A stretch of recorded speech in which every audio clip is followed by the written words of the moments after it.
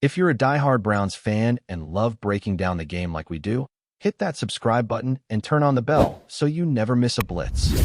The Cleveland Browns story over the last decade has been one of the most puzzling and frustrating sagas in modern NFL history.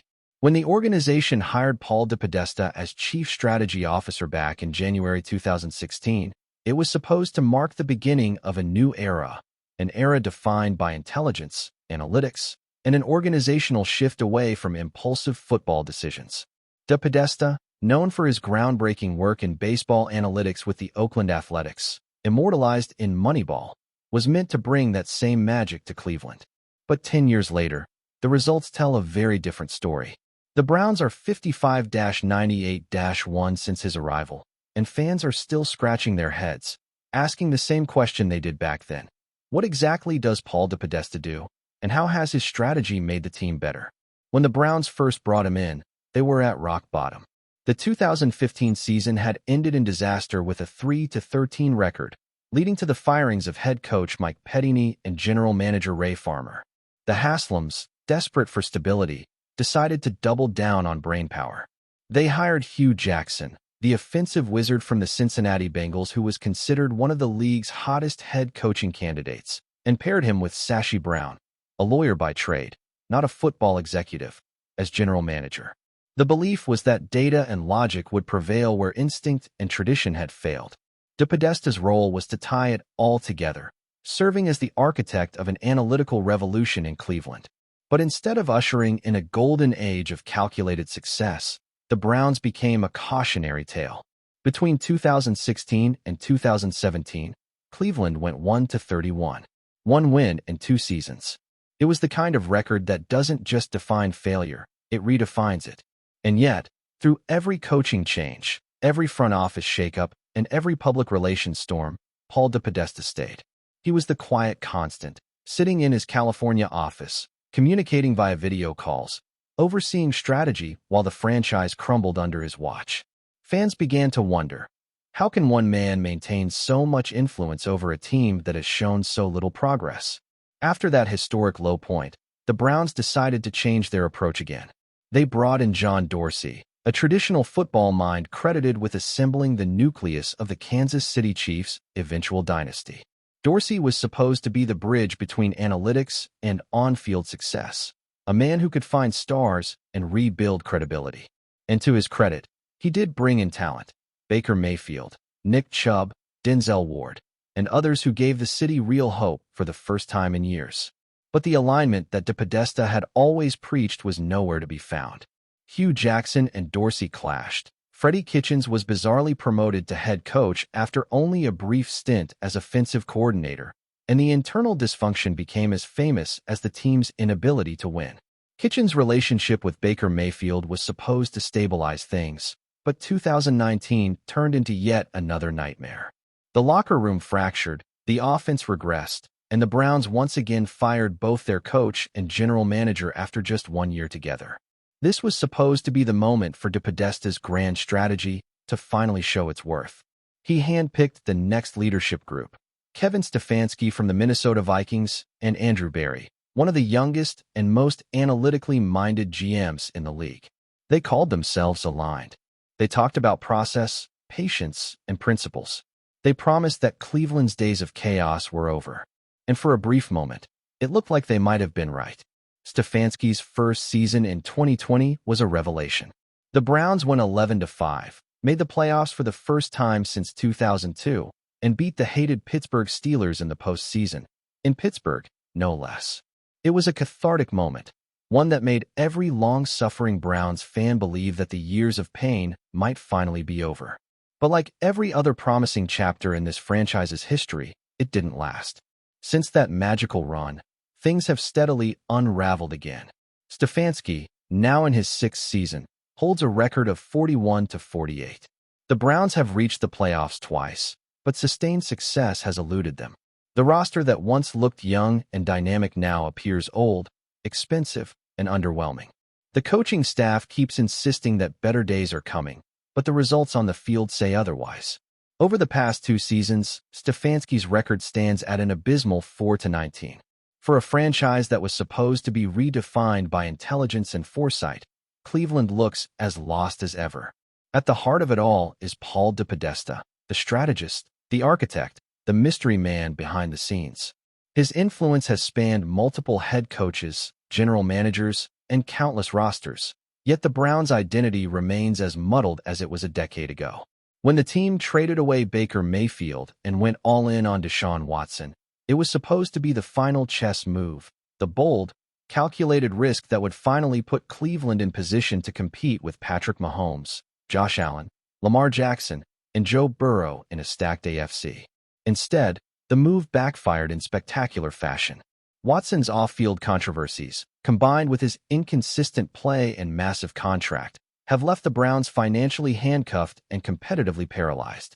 The irony is brutal. The Browns were supposed to be building for the long term, flexible, forward-thinking, data-driven. Instead, they've become the exact opposite, rigid, desperate, and overcommit to a plan that hasn't delivered.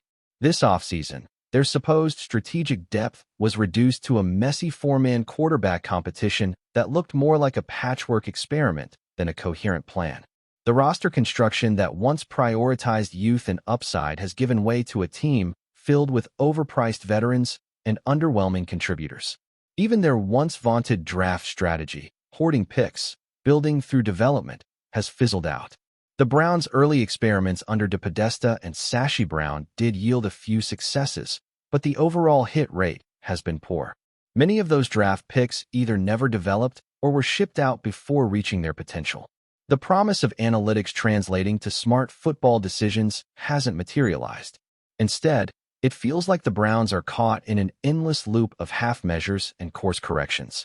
And now, with the trade deadline approaching, the Browns appear ready to hit the reset button again.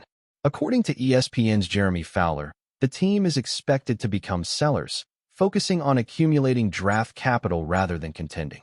Running back Jerome Ford, who has quietly been one of the team's few consistent contributors, rushing for over 1,300 yards and 7 touchdowns since 2023, is reportedly on the trading block.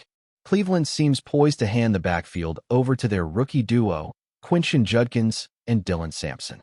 It's a move that screams rebuild, but at this point, fans are numb to it. They've seen this cycle before. Promising youth, short bursts of hope, and then the inevitable unraveling. Ford isn't the only name being floated in trade talks. Tight end David Njoku, a former first-round pick and one of the more reliable offensive weapons, could also be on the move. It's a familiar pattern for the Browns. Cut costs, accumulate assets, promise a brighter future. But the problem isn't just the roster. It's the philosophy guiding it. No matter how many times the front office reshuffles or preaches alignment, the results remain largely unchanged. 10 years into the Paul DePodesta era, the Cleveland Browns are almost exactly where they were when he arrived, searching for answers, searching for identity, and searching for a win-loss record that doesn't make fans want to look away. The analytics revolution that was supposed to transform the franchise has instead become a decade-long experiment in futility. Numbers without context, strategy without soul. The Browns keep saying they're close, that the data says things will turn around, but the scoreboard never lies. The most frustrating part for fans is that it's no longer about bad luck or missed opportunities. It's about philosophy. DePodesta's entire blueprint was meant to outthink the league, to find value where others didn't, to zig when everyone else zagged. But the NFL isn't baseball. It's a game of controlled chaos, of leadership, emotion, and adaptability. The Browns have spent years trying to turn it into an equation, and all they've done is prove that football doesn't fit neatly into a spreadsheet. Cleveland's 55-98-1 record under DePodesta isn't just a statistic, it's a verdict. It's the cumulative proof that all the strategy in the world means nothing without execution, culture, and unity. The Browns fans, among the most loyal in sports, have endured every promise and every rebuild, clinging to hope that maybe this time would be different. But as another season spirals and trade rumors swirl, it's becoming harder to believe that the change they've been waiting for is anywhere in sight. The Browns don't need another speech about alignment. They don't need another off-season of clever slogans or PowerPoint presentations about the process. They need results.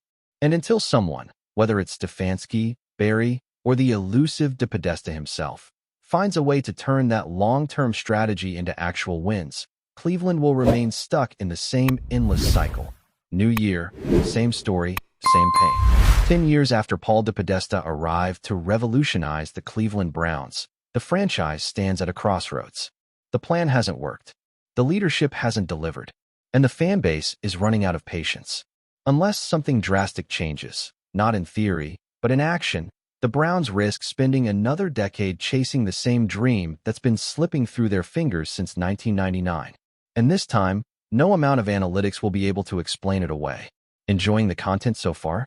Smash that like button and drop your take in the comments. We want to hear what you think about the Browns this season.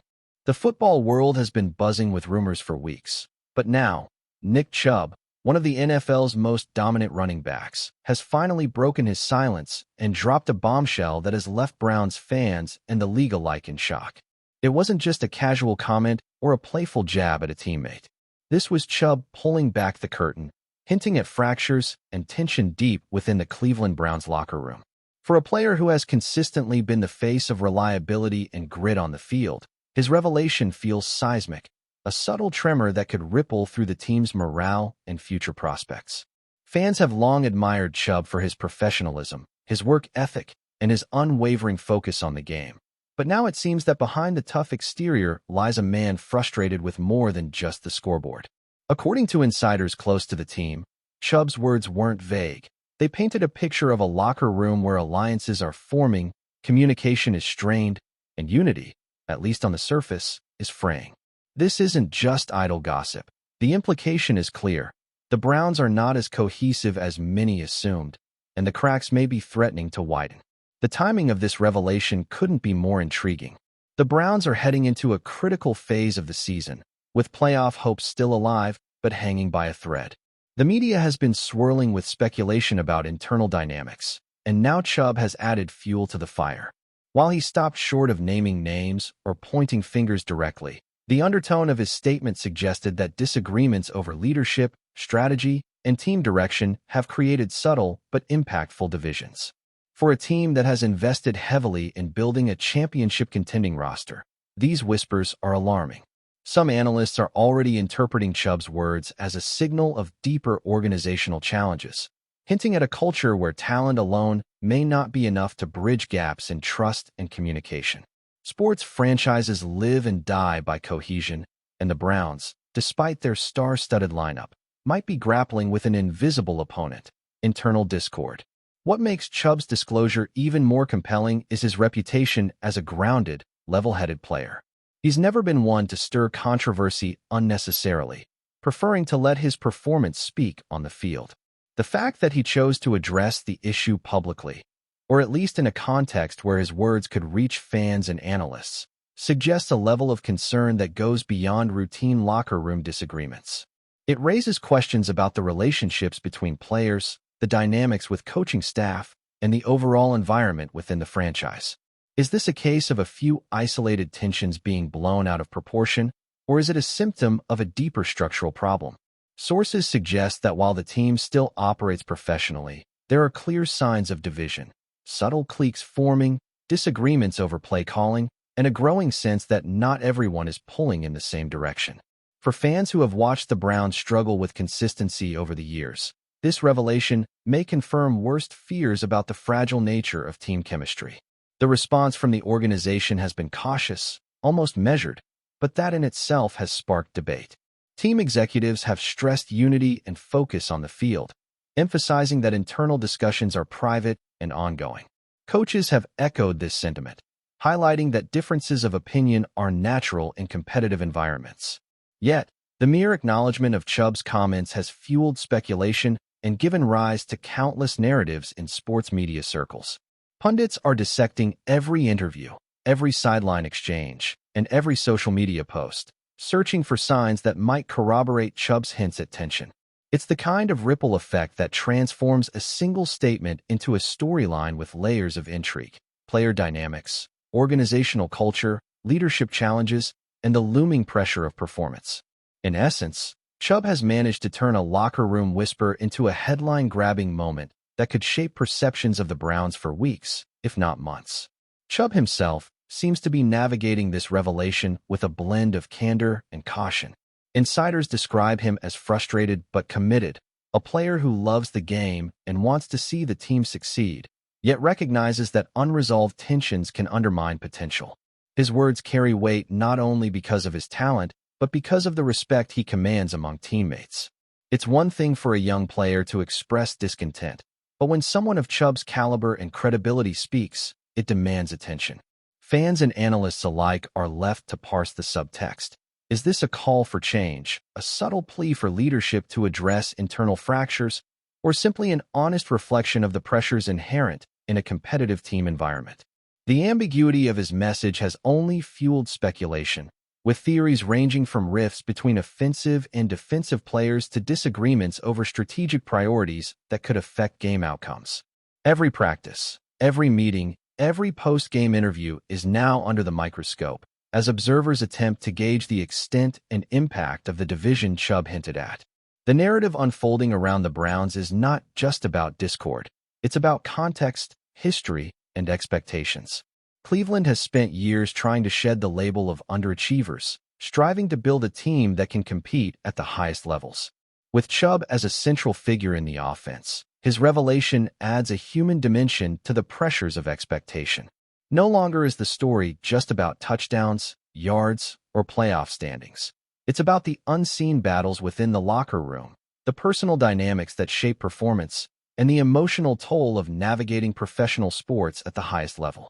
Sports fans are drawn to these stories because they reveal that even elite athletes face challenges beyond the scoreboard. CHUBB's insight provides a rare glimpse into the inner workings of a team that, from the outside, often appears seamless and disciplined. It's a reminder that the path to success is rarely linear and that the human element, relationships, communication, trust, is as critical as physical talent. What remains to be seen is how this revelation will affect the Browns moving forward.